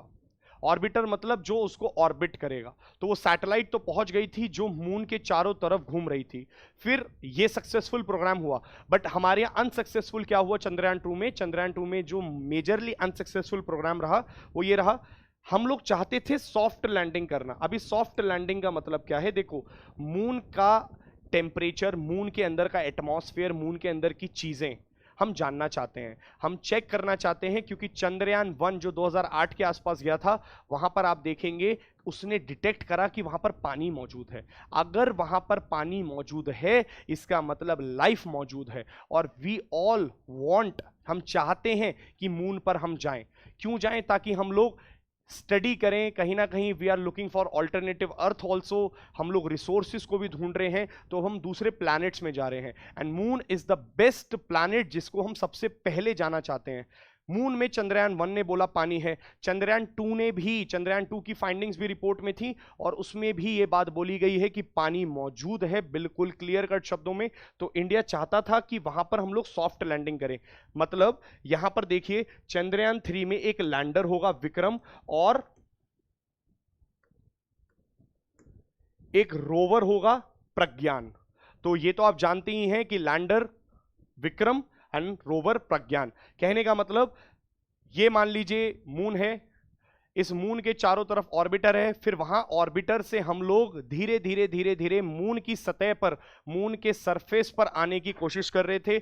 और कौन से सरफेस पर आने की कोशिश कर रहे थे? South side of the moon, जिसको dark side of the moon भी बोला जाता है, जहां पर कोई नहीं पहली बारी में पहुंचा है। तो पहले अटेम्प्ट में कोई भी साउथ साइड पे नहीं गया है, और हम साउथ पोल साइड पे जा रहे थे, जो बिल्कुल डार्क है, जो हमें नहीं दिखता है, क्योंकि चांद का हमें सिर्फ और सिर्फ एक ही सतह दिखती है, एक ही साइड दिखती है, बिकॉज ऑफ द रोटेशन, जिस प्रकार से वो रोटेट करता है उतनी ही स्पीड में हमारा भी अर्थ रोटेट करता है, तो एक्चुअल में हमें एक ही साइड देखने को मिलती है। अब बात क्या करी जा रही है कि सॉफ्ट लैंडिंग करने की कोशिश करी गई। जैसे ही सॉफ्ट लैंडिंग वहां पर होने की प्रोसेस चालू हुआ था, बीच तक बिल्कुल सही चल रहा था, बट एकदम से ही कहीं ना कहीं कुछ ना कुछ प्रॉब्लम्स आई, सॉफ्टवेयर के अंदर ग्लिचेस हुए, जिसकी वजह से हम लोग अपना सॉफ्ट लैंडिंग अटेम्प्ट नहीं कर पाए। सॉफ्ट लैंडिंग का मतलब होता है धीरे धीरे विद मेजरमेंट, जहां पर आप प्रिसाइसली उतारना चाहते हैं उसी जगह पर उतार पाए। अब इतनी लैंडिंग डिफिकल्ट क्यों है? क्योंकि वहां का टेम्परेचर हमें नहीं पता एग्जैक्टली, वहां पे क्या एटमॉस्फेयर है, वहां पर कौन सी चीजें हैं हमें मौजूद नहीं पता है, हम अपने अंदाजे से बना के गए हैं। तो कई लोग सक्सेसफुल हो पाए हैं, जैसे यूएसए सक्सेसफुल है, चाइना सक्सेसफुल है, आप जानते हैं ना, रशिया सक्सेसफुल है, इंडिया 4th नंबर पे आने वाला था, और आई होप सो कि चंद्रयान 3 इसको अचीव कर पाएगा, बिल्कुल कर पाएगा। तो उसमें से एक लैंडर उतरेगा, छोटा सा लैंडर उस ऑर्बिटर्स में से, और जब वो एक बार उतर जाएगा तो उसमें से एक छोटा सा रोवर निकलेगा, और वो रोवर पूरी मून की सतह पर घूमेगा और हमारे लिए सैंपल्स कलेक्ट करेगा, डेटा कलेक्ट करेगा, चीजें बताएगा, जिससे हमारी साइंटिफिक अंडरस्टैंडिंग और ज्यादा बेहतर हो सकती है। इसी पर ये पूरा का पूरा आर्टिकल आपको बताया गया है। नेक्स्ट बोला गया है कि भारत और NASA, means ISRO and NASA are also have signed Artemis accord. Artemis accord क्या बोला जा रहा है कि भारत और नासा मिलकर के अब मून को एक्सप्लोर करेंगे, लेके जाएंगे ह्यूमंस को कहां पर? मून पर। तो ह्यूमंस को मून पर लेके जाने के लिए हमें नासा की जरूरत है, और नासा और इसरो दोनों मिलकर के अगर ये काम कर रहे हैं, हाल ही में ही आर्टेमिस अकॉर्ड भी साइन हुआ है, तो हमारे जो ऑथर हैं वो ये कहना चाहते हैं कि इट इज वेरी नाइस कि अगर आर्टेमिस प्रोग्राम भी अभी हाल ही में हमने साइन किया है, और अगर हम खुद अपनी इंडिजीनियस टेक्नोलॉजी, मतलब अपने ही द्वारा बनाई गई टेक्नोलॉजी से वहां पर उतर के दिखा दें, तो हम विश्व में एक एग्जाम्पल सेट कर सकते हैं कि हमारा इसरो कितना ज्यादा हाईली डेवलप्ड है, और लो कॉस्ट में भी हम लोग स्पेस मिशंस कर सकते हैं। उसी की बात बोली गई है इस आर्टिकल के अंदर।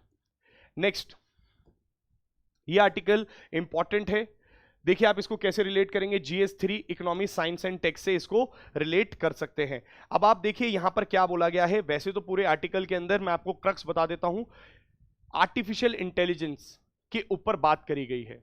आर्टिफिशियल इंटेलिजेंस आप जानते हैं आज की डेट में कंप्यूटर इंटेलिजेंस, सॉफ्टवेयर की इंटेलिजेंस है, और बोला जा रहा है कि आज की डेट में देखो दो चीजें हैं, एक है जनरेटिव इंटेलिजेंस, जनरेटिव एआई, एक है मशीन लर्निंग।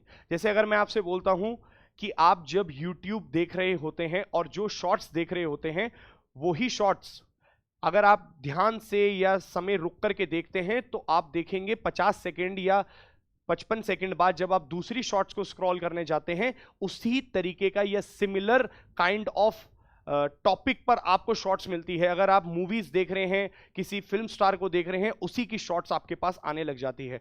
या फिर आपने ऐसा भी नोटिस किया होगा, कई बार आप बात कर रहे होते हो, जिम करना है, कई बार आप बात कर रहे होते हो खाने की, और इमीडिएटली आपको खाने की एड्स दिखने लग जाती हैं। ये सभी कुछ नहीं आर्टिफिशियल इंटेलिजेंस है।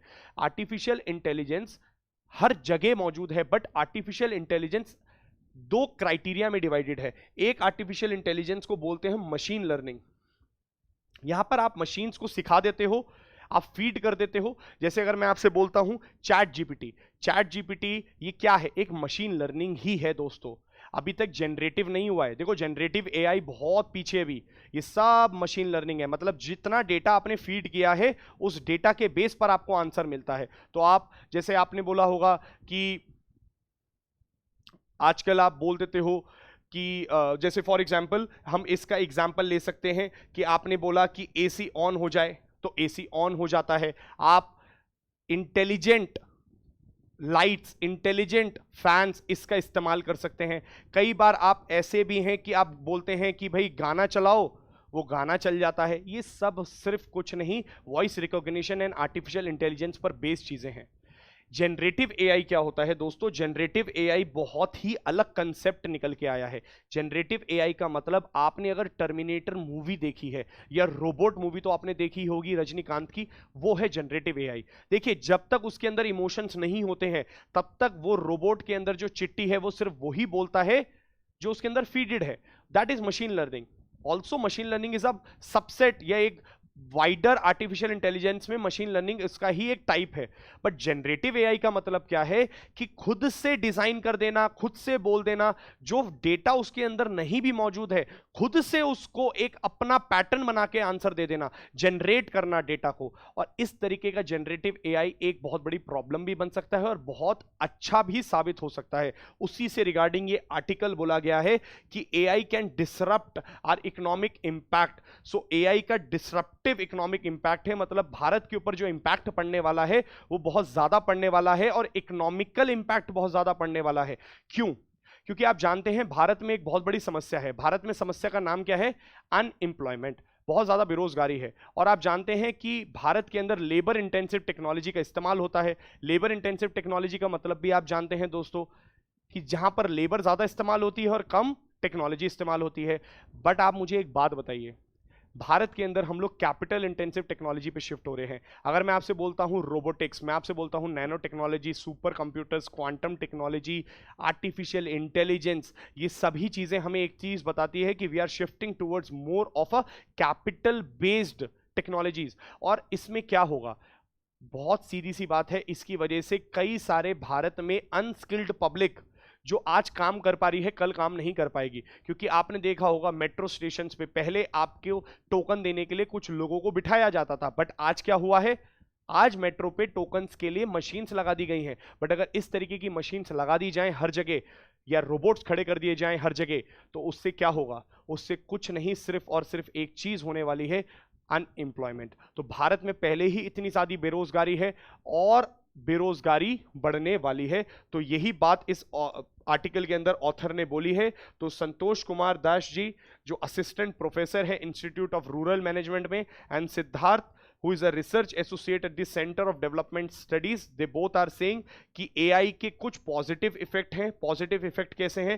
That it will replace employees obviously, but हाँ कहीं ना कहीं स्किल्ड एम्प्लॉयमेंट को जनरेट करेगा। क्योंकि जब अनस्किल्ड पब्लिक अनएम्प्लॉयड हो जाती है तो कहीं ना कहीं अब स्किल्स की रिक्वायरमेंट है। कैसी स्किल की रिक्वायरमेंट है? डेटा कोडिंग की रिक्वायरमेंट है, आपको आईटी टेक्नोलॉजी की रिक्वायरमेंट है, आपको रोबोटिक्स बनाने वाले तो चाहिए ही ना दोस्तों। आर्टिफिशियल इंटेलिजेंस में मशीन्स को कंट्रोल करने वाली टेक्नोलॉजी आपको चाहिए, कोडिंग की जरूरत है आज आपको, सॉफ्टवेयर्स की जरूरत है आज आपको। तो वो वाली जो टेक्नोलॉजीज हैं या वो वाला जो डेटा है या वो वाली जो जॉब्स हैं बहुत ज्यादा आने वाली हैं। उसी से रिगार्डिंग बोला गया है कि जॉब्स भी बढ़ेंगी इससे, इसका पॉजिटिव इफेक्ट काफी अच्छा है। बस इन्होंने अपनी बात को बताने के लिए कई सारे एग्जाम्पल्स बताए हैं यहां पे। बट यहां पे आप देखिए एम्प्लॉयमेंट में भी एडवर्सली अफेक्टेड। वो बोल रहे हैं labour replacement that AI technologies bring to the table is unimaginable. तो अनएम्प्लॉयमेंट रेट काफी ज्यादा बढ़ने वाला है बिकॉज इन इंडिया, देखिए स्किल्ड लेबर फोर्स को ज्यादा फर्क नहीं पड़ेगा अगर एआई आता है, जैसे कि डेवलप्ड कंट्रीज में। इंडिया के केस में प्रॉब्लम आने वाली है क्योंकि इंडिया के केस में 70% की जो जनसंख्या है भारत की वो क्या है? अनस्किल्ड। और ऐसी अनस्किल्ड लेबर फोर्स में प्रॉब्लम आने ही वाली है। नेक्स्ट बात करते हैं, देखिए यहां पे फिर उन्होंने क्या बोला है। फाइनली उन्होंने बोला है opportunities for India. What are the opportunities? The opportunities are any negative effect on employment can adversely impact the economy. ये बात पक्की है। तो कोई भी प्रॉब्लम आने वाली है, एआई आएगा, हमारी इकोनॉमी में प्रॉब्लम तो आएगी ही आएगी, ये बात श्योर है। फिर वो बोलते हैं regulation on the use of AI is not a bright solution. आप अगर यही बोल दो कि एआई आए ना, कैपिटल इंटेंसिव टेक्नोलॉजी मत लाओ, आर्टिफिशियल इंटेलिजेंस ही मत लाओ, ब्लॉकचेन ही मत लाओ, रोबोटिक्स ही मत लाओ, तो हम पीछे रह जाएंगे। विश्व गुरु बनना है तो हमें इनको अडॉप्ट करना पड़ेगा। अगर हमें डेवलप्ड होना है तो हमें अडॉप्ट करना पड़ेगा। तो फिर क्या चीज पे फोकस करना है दोस्तों? तो हमें स्किल बढ़ाने पे फोकस करना है। अनएम्प्लॉयमेंट आने वाला है किन के लिए? अनस्किल्ड लेबर फोर्स के लिए। तो ट्राई करो कि हमारी जितनी भी लेबर फोर्स है उसको स्किल्ड कर दिया जाए, उसको एजुकेशन दो, ट्रेनिंग दो एआई के अंदर। तो हमको अपॉर्चुनिटी बताई गई है। ऑथर कहते हैं कि भारत के लिए बहुत महत्वपूर्ण इंपॉर्टेंट अपॉर्चुनिटी है जिसको भारत को ग्रैब करना चाहिए। So this article is only talking about this only. Let's move forward. ये आर्टिकल देखिए, GS3 से आप इसको रिलेट कर सकते हैं, environment plus science and technology, don't waste the waste water. वो कह रहे हैं कि जो खराब पानी होता है, नालियों का पानी होता है, सीवेज का पानी होता है, कूड़े का पानी होता है, आपने देखा ही होगा, जो भी वेस्ट वाटर के रूप में जाना जाता है, सड़ा हुआ पानी, ये बहुत काम का है। अब देखिए ऑथर कहते हैं ये काम कैसे आने वाला है, उसके लिए आपको एक बात समझनी पड़ेगी। बस मैंने एक पॉइंट्स हाईलाइट कर दिए हैं, वही पॉइंट्स इंपॉर्टेंट है यहाँ पे। Waste water surveillance for known और new health threats offers many benefits for enhancing public health efforts. अब क्या बोला जा रहा है यहाँ पे? ये बोला जा रहा है कि जब अगर आप पढ़ेंगे कॉलेरा आउटब्रेक के बारे में, कॉलेरा बीमारी आप जानते हैं, पानी से फैलने वाली बीमारी, डायरिया क्रिएट कर देती है। तो वो कह रहे हैं कि कॉलेरा की जो बीमारी आई थी 1854 में, सबसे पहली बार उसका जो पता लगा था, वो पता लगा था कहां से? वेस्ट वाटर से ही। कहने का मतलब, he traced the source of the epidemic to a contaminated water pump। तो जब साइंटिस्ट ने पता लगाया कि कॉलेरा बीमारी कहां से निकली, उसका ओरिजिन कहां है, तो खोजते खोजते खोजते खोजते एक कंटामिनेटेड पंप, एक खाली पंप, कंटामिनेटेड सड़ा हुआ पानी वाला पंप, उसमें पाए वो कॉलेरा के बैक्टीरियाज। तो आप समझ सकते हैं कि अगर वहां ये सारी चीजें पाई जा रही हैं, वायरस पाए जा रहे हैं, ट्रोजन्स पाए जा रहे हैं, या फिर पैरासाइट्स पाए जा रहे हैं, तो बोला जा रहा है कि यार ये तो बहुत अच्छी बात है कि आप खुद वहीं जाओ। देखो कोविड आ चुका है, कोविड के बाद एक बात पता चल गई है, वायरस, बैक्टीरिया, माइक्रो ऑर्गेनिजम्स जितने भी हैं, ये कभी भी हम पर अटैक कर सकते हैं। और आज की डेट में एक अप्रोच आप याद रखिएगा, one health approach. One health approach WHO के द्वारा दी गई अप्रोच है। और वन हेल्थ अप्रोच क्या बोलता है कि हम सबको एक साथ जुड़ करके, मिल करके, यानी प्लांट्स, एनिमल्स एंड ह्यूमंस, इन तीनों की हेल्थ तीनों पे डिपेंड करती है, किसी एक पे हेल्थ, किसी एक पर डिपेंड नहीं करती। तो आप जानते हैं कि अगर ह्यूमंस बीमार पड़ेंगे तो उससे इंपैक्ट एनिमल्स और प्लांट्स को भी पहुंचेगा, एंड सिमिलरली ज्यादा इंपैक्ट तब पहुंचेगा अगर हम लोग एनिमल्स की हेल्थ का ध्यान नहीं रखेंगे। तो अगर एनिमल बीमार पड़ेंगे, जैसे कोविड में हुआ, बोला गया चमगादड़ से हमारे तक वायरस आया, जिसको हम जूनोटिक डिसीजेस बोलते हैं, तो वो कह रहे हैं कि one health approach is the biggest and the best approach to deal with all the problems. तो कोविड क्राइसिस के दौरान ये बात तो पक्की हो गई है कि माइक्रो ऑर्गेनिजम्स कभी भी अटैक कर सकते हैं, जूनोटिक डिसीजेस बहुत जारी हैं। आप मुझे एक बात बताइए, किसी डिसीज के बारे में आपको पता ही नहीं है, या किसी प्रॉब्लम के बारे में आपको पता ही नहीं है, या कहीं आपको जाना है और आपको रास्ता ही नहीं पता है, तो कैसे पहुंचेंगे उधर? सिमिलरली दोस्तों, अगर मेरे को ये बोलना है कि भारत के अंदर हेल्थ अच्छी रहे, हम कोई भी वायरस से बच सकें, तो हमें वायरस को पहले आइडेंटिफाई तो करना पड़ेगा, ढूंढना तो पड़ेगा। और ऑथर कहते हैं कि सबसे बढ़िया जगह पता क्या है? वायरस, बैक्टीरिया, या इन सारे माइक्रो ऑर्गेनिजम्स को ढूंढने की? Waste water. आपके आसपास मौजूद जो वेस्ट वाटर है, वहां से वाटर कलेक्ट करो, उनकी सैंपलिंग करो, उनको रिसर्च करो, उनमें कीटाणु ढूंढो, उनमें बैक्टीरिया ढूंढो, उनमें बीमारियां ढूंढो, और आपको वो बीमारियां मिलेंगी। क्योंकि वो बोले पोलियो भी ऐसी मिला था, कॉलेरा भी ऐसी मिला था, and he is saying waste water को सर्विलियंस करो, ताकि नए हेल्थ के जो थ्रेट्स आने वाले हैं, हम उसको पहले से ही आइडेंटिफाई कर सकें, उसके खिलाफ वैक्सीन या मेडिसिन पहले से ही प्रिपेयर कर सके। तो वो बोल रहे हैं, in practical terms waste water surveillance in India could involve systematic sampling and analysis of sample from varied sources such as waste water ponds। तो आप जाइए, हमारे रिसर्चर्स को क्या करना चाहिए, जो मेडिकल फील्ड में इन सारी चीजों पर काम करते हैं, वेस्ट वाटर, सीवेज वाटर को उठाएं और उस पर चेकिंग करें, तो उनको हो सकता है बहुत सारे ऐसे बैक्टीरिया या फिर वायरस या माइक्रो ऑर्गेनिजम्स मिले जो फ्यूचर में हमारे लिए थ्रेट बन सकते हैं। And a very important article, आप इसको लिंक कर सकते हैं और अपने एग्जाम्स में भी इसको मेंशन कर सकते हैं। नेक्स्ट, GS2 इंटरनेशनल रिलेशंस दोस्तों, the global south origins and significance. इसको समझने के लिए सबसे पहले आप एक बात समझिए, व्हाट इज ग्लोबल साउथ?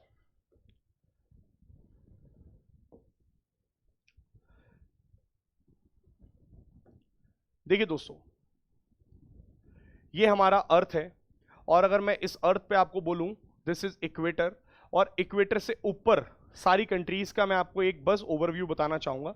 तो देखिए, for example here you have your north America, you have your south America, here south America is here, sorry, and here you have your Europe, here you have your Russia, you have China, okay, here India and so on. तो वो बोल रहे हैं कि अगर हम लोग northern hemisphere के अंदर देखें या फिर हम लोग इक्वेटर से ऊपर की तरफ देखें, नॉर्थ में देखें, तो आप देखेंगे सबसे ज्यादा डेवलप्ड, सबसे ज्यादा रिच, स्टैंडर्ड ऑफ लिविंग जहां पर सबसे ज्यादा है, पॉवर्टी सबसे कम जहां है, या फिर यह भी बोला जा सकता है जहां पे डेवलपमेंट, इंडस्ट्रियलाइजेशन, ये सारी चीजें वहां मौजूद हैं, जहां पर लोगों को एम्प्लॉयमेंट, मिनिमम वेजेस बहुत ज्यादा हैं।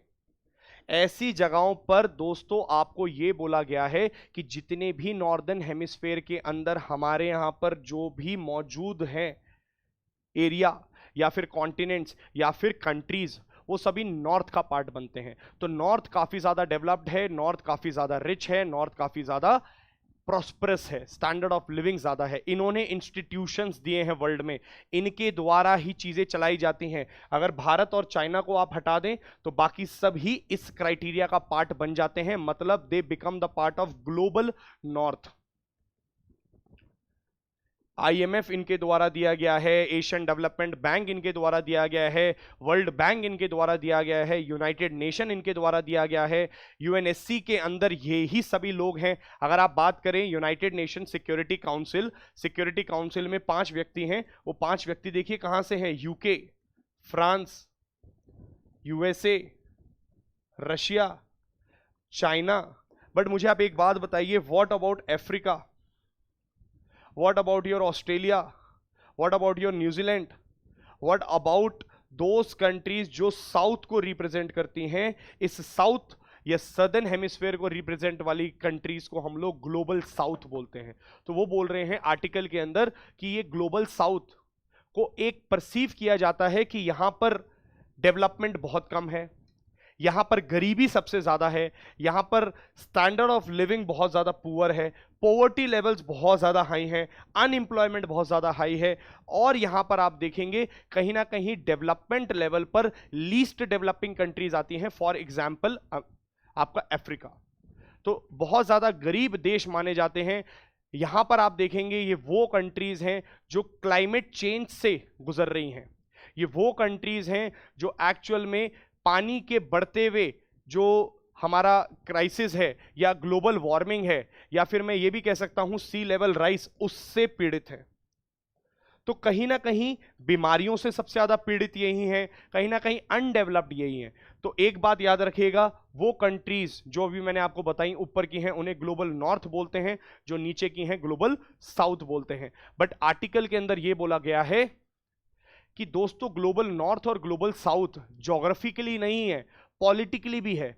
It is not only regarding northern hemisphere and southern hemisphere, क्योंकि आप देखिए भारत ग्लोबल साउथ को रिप्रेजेंट करता है, चाइना ग्लोबल साउथ को रिप्रेजेंट करता है, because we are still developing country. तो एक पैमाना मत लीजिएगा, सिर्फ लीजिएगा कि नॉर्थन साइड के अंदर जो आते हैं वो ही और वो ही क्या है, सिर्फ ग्लोबल नॉर्थ का पार्ट है। नहीं नहीं, ऐसा नहीं है, नॉर्थ में तो भारत भी आता है, चाइना भी आता है, पर आप देखिए वो आज भी ग्लोबल साउथ का ही पोर्शन है। आर्टिकल को पढ़ते हैं। द टर्म, देखिए आर्टिकल की शुरुआत ही इससे हो रही है, the term global south is not geographical, rather it usage denotes a mix of political, geopolitical, economic common issues between Nations.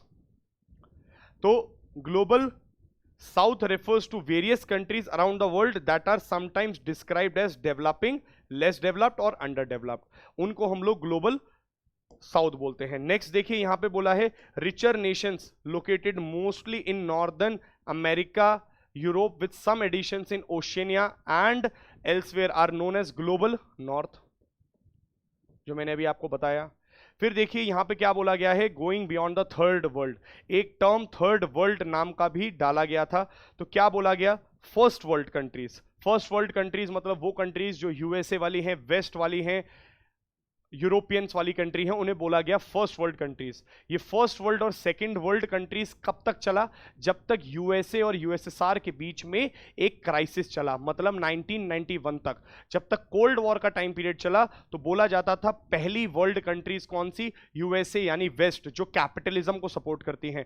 ऐसी कंट्रीज जो रशिया यानी यूएसएसआर के ब्लॉक में है उन्हें बोला जाता था सेकेंड वर्ल्ड कंट्रीज। और जो थर्ड वर्ल्ड कंट्रीज हैं वो कौन सी कंट्रीज हैं? Third world countries are those countries जो नैम को ज्वाइन करती हैं, नॉन अलाइनमेंट मूवमेंट। तो एक्चुअल में 1961 में आप देखेंगे नॉन अलाइनमेंट मूवमेंट हुआ था। तो इन्होंने बोला ना तो हम कहां पे जाएंगे, यूएसए की ब्लॉक में जाएंगे, ना ही यूएसएसआर के ब्लॉक में जाएंगे, हम कहां पे जाएंगे, हम आप अपने आप अलग हो जाएंगे। And we will not align with the major two powers, बिकॉज उस समय वो सभी कंट्रीज, थर्ड वर्ल्ड कंट्रीज लड़ाई के मूड में नहीं थी, ना ही इतनी सक्षम थी कि उन कोल्ड वॉर के एरा में किसी बड़े ग्रुप में जाकर के दूसरे से दुश्मनी ले। और भारत नैम का क्या है? फाउंडर मेंबर है दोस्तों। तो आप बताइए मुझे जल्दी से कि कौन कौन नैम के फाउंडिंग मेंबर्स रहे हैं। तो भारत, इजिप्ट, घाना, इंडोनेशिया, और कौन सा पांचवा है जो भारत के साथ ही है और फाउंडिंग मेंबर रहा है? जल्द से जल्द बताएं। देखिए नेक्स्ट, जियोपॉलिटिकल नॉट ज्योग्राफिकल। तो क्या बोला जा रहा है? The term global south is not geographical, in fact the global south two largest countries China and India entirely lie in the northern hemisphere.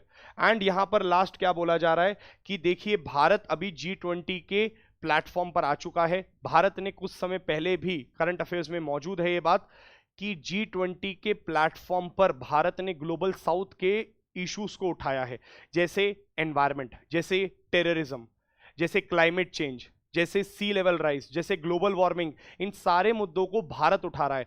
Cyber security के इश्यूज, डेटा लोकलाइजेशन के issues, data theft के issues, ऐसी सारी problems अब भारत एक leader बन चुका है और वो इनको उठा रहा है। तो बोला जा रहा है कि इस आर्टिकल के अंदर सिर्फ ये बोला गया है कि पहले थर्ड वर्ल्ड किसे एक पॉजिटिव टर्म बोला जाता था, अच्छा माना जाता था। आज थर्ड वर्ल्ड का मतलब क्या है? डेवलपिंग और अंडर डेवलप्ड नेशंस। और ये बोला गया है कुछ समय में जो ये ग्लोबल साउथ वाले हैं, देखिए ग्लोबल साउथ में मेजरली जो चाइना, इंडिया है, ये आगे आने वाले टाइम पर अपनी जीडीपी को एक बहुत ज्यादा बूस्ट देने वाले हैं और कहीं ना कहीं ग्लोबल ऑर्डर को सेट करने वाले हैं इन द कमिंग फ्यूचर। तो India is doing this and obviously China is also doing this. आने वाले समय में जो फॉरेन पॉलिसी होने वाली है, किस तरीके से ऑर्डर सेट होने वाला है विश्व का, अब इंडिया डिसाइड करने वाला है। तो ये बहुत बड़ी स्टेटमेंट है, बहुत अच्छी बात है। One thing is for sure, the global south is flexing political and economic muscles that the developing countries and the third world never had. तो क्या बोला जा रहा है कि जो थर्ड वर्ल्ड कंट्रीज मानी जाती थी, जिसको अब गलत तरीके से लिया जाता है, मतलब थर्ड वर्ल्ड मतलब लीस्ट डेवलपिंग, सबसे नीचे की कंट्रीज जहां पे स्टैंडर्ड ऑफ लिविंग नहीं है, या फिर बोला जा रहा है कि उनको एक टर्म दिया जाता था, क्या? Third world, developing, least developing. कह रहे हैं कि आज एक ग्रुप बन चुका है वो, और वो अब ग्लोबल साउथ के नाम से जाना जाता है। और वो ग्लोबल साउथ आज बहुत ज्यादा एडवांस हो चुका है, जैसे ब्राजील, जैसे अर्जेंटीना, जैसे इंडिया, जैसे चाइना। तो आप देखिए ये सभी लोग इतने ज्यादा काबिल हो चुके हैं आज कि ग्लोबल साउथ की मुट्ठी बंद हो चुकी है और बोल रहे हैं कि वो एक साथ अपनी आवाज को उठा रहे हैं। And this global south is flexing it's power. Future में आने वाले समय में ये ही विश्व का ऑर्डर डिसाइड करेंगे, ना कि ग्लोबल नॉर्थ। चलिए नेक्स्ट आर्टिकल को देखते हैं। And next article is focusing upon the need for strengthening palliative care in the face of non communicable diseases. सबसे पहले तो पैलिएटिव केयर किसे बोला जाता है? पैलिएटिव केयर देखिए यहां पर मौजूद है, improving the quality of life and preventing suffering among those with life limiting illness. मान लीजिए कोई ऐसी बीमारी आपको हो जाती है या आपके जानने वाले को हो जाती है, diabetes, lifestyle disorder, liver cancer, breast cancer, या जहां पर बोला जाता है कि भाई इसका इलाज उतना अच्छा मौजूद नहीं है और वो अपने एक एंड के फेज में होता है। अब एंड के फेज का मतलब ये नहीं बोला जा रहा है कि मरने से पहले, बट हाँ मान लीजिए आज उसको एक बीमारी दी गई है और उसको पता है कि ये बीमारी का कोई इलाज नहीं है। मान लीजिए किसी को एड्स हो गया है, किसी को ऐसी बीमारी पता चल जाती है कि यार उसका कोई इलाज नहीं है, उसकी केयर कैसी करी जाए, ये आर्टिकल उसी के बारे में बात कर रहा है। तो वो क्या बोल रहा है, it is often misinterpreted as end of life care. मतलब ये इस तरीके से जाना जाता है कि मरने से पहले का केयर। नहीं नहीं नहीं, मरने से पहले का केयर नहीं। मान लीजिए आज मुझे ये बात पता चल जाए कि मेरे को एक ऐसी बीमारी है जिसका कोई इलाज ही नहीं है, अब मैं आने वाले समय में अपनी जिंदगी को कैसे निकालूंगा, ये क्या मेरे को सरकार कुछ केयर कर रही है, टेक केयर कर पा रही है, जहां पे मुझे पता है कि this is a life limiting illness, I will die eventually, आज नहीं तो कल, आज नहीं हो सकता है 10 साल बाद, 15 साल बाद, बट क्या मैं अपने 15 साल को जी पा रहा हूं, क्या इन 15 सालों में मैं कुछ अच्छा कर पा रहा हूं, क्या मैं इन 15 सालों में अपने माइंडसेट को काम कर पा रहा हूं, क्या मैं पीस में हूं, क्या मैं स्पिरिचुअल रास्ते पे हूं, इसी चीज पर फोकस करा गया है। तो क्या बोला गया है, only 1 to 2% of the estimated 7 to 10 million people who require in the country, क्या बोला गया है, कितने भारत के अंदर हैं, करीबन 7 से 10 मिलियन पब्लिक है दोस्तों। 7 से 10 मिलियन पब्लिक में मात्र 1% या 2% को इस तरीके का टेक केयर मिलता है या अच्छा ट्रीटमेंट मिलता है जिससे उनकी आने वाली जिंदगी बेहतर हो सकती है, या फिर जो भी उनको समय मिला है वो समय उनका अच्छा जा सकता है, एक गुड लाइफ जी सकते हैं, एक बेहतर जिंदगी को प्राप्त कर सकते हैं।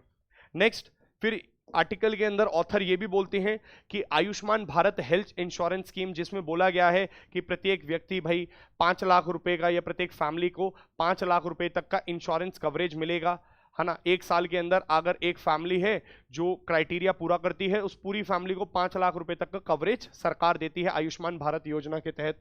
तो वो कह रही है कि इस तरीके के ट्रीटमेंट से, इस तरीके की स्कीम्स एप्रिशिएबल हैं, अच्छी बात है, बट कहीं ना कहीं प्रॉब्लम्स हैं। प्रॉब्लम्स क्या हैं, कोविड आया या डिमोनेटाइजेशन या जीएसटी या ऐसी कई सारी प्रॉब्लम्स आई हैं जिसकी वजह से around 55 million people in India are pushed below the poverty line every year due to health related expenditure।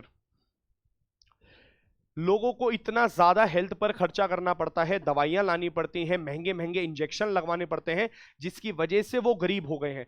तो भारत में मेजर चंक पैसे का कहां जा रहा है, सिर्फ और सिर्फ आपके दवाइयों के खर्चे में। तो बोला जा रहा है कि मेंटल ट्रॉमा तो है ही है, फाइनेंशियल ट्रॉमा से भी उनको झेलना पड़ता है। सो क्या पैलिएटिव केयर प्रोग्राम भारत में सक्सेसफुल है या कोई केयर प्रोग्राम भी है? तो वो बोलती हैं हाँ, भारत के अंदर केयर प्रोग्राम है, national programme for prevention and control of non communicable disease, जो कि क्रॉनिक डिसीजेस को रेगुलेट करता है, क्रॉनिक डिसीजेस से रिगार्डिंग बातचीत करता है, और भारत के अंदर ये चीजें मौजूद हैं।